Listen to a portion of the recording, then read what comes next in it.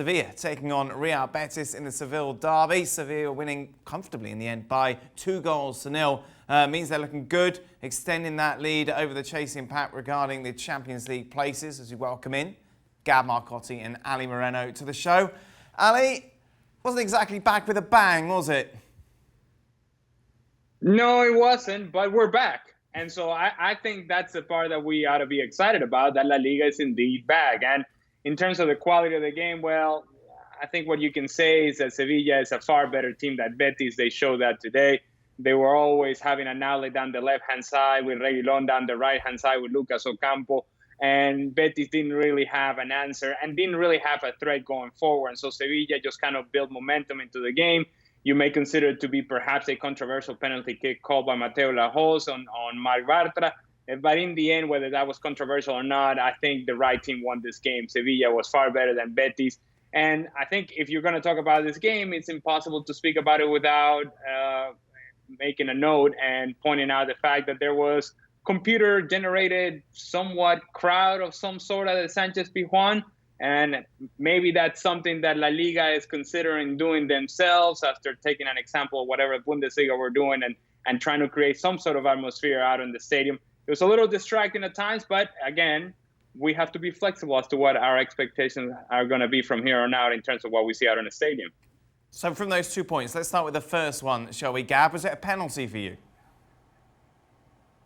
Yeah, I thought it was a penalty. And as Ali said, I thought Sevilla were not just the better team. I just also thought they were the fitter team. You look at some of the performances like Guido Rodriguez and obviously Lucas Ocampos, who was running all over the place. I mean, the guy looked like a bull, like he was already fully match fit. And of course, he gave us one of the most delightful moments of magic, I thought, with a little flick to set up the other goal. Yeah, it was a great assist, wasn't he? Of course, converted the controversial penalty. Ali, as a striker, obviously, you're going to say it's a pen. The striker did everything right for you going down the way that he did.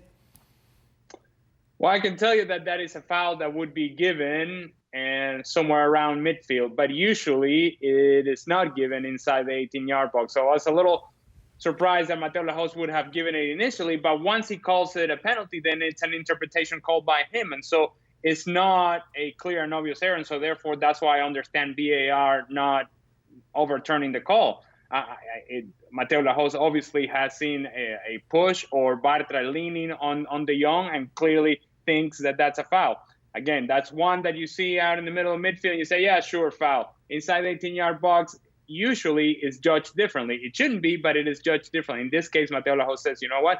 That's a foul in the middle of midfield. It's a foul inside the 18-yard box. It's a penalty kick. Ali mentioned, meanwhile, the virtual crowd, Gab. It wasn't quite what I was expecting, is that it just kind of looked like different coloured rose petals almost scattered in the seats. You couldn't see or identify particular features. Did it work for you?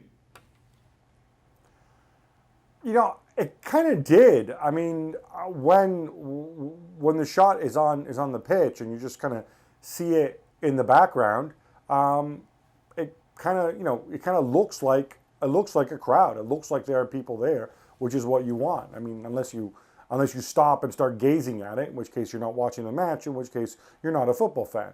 Obviously, there's some glitches with it because whenever it cut to a replay, I don't know exactly the tech behind it, but all of a sudden the crowd was gone. So that was kind of weird to look at.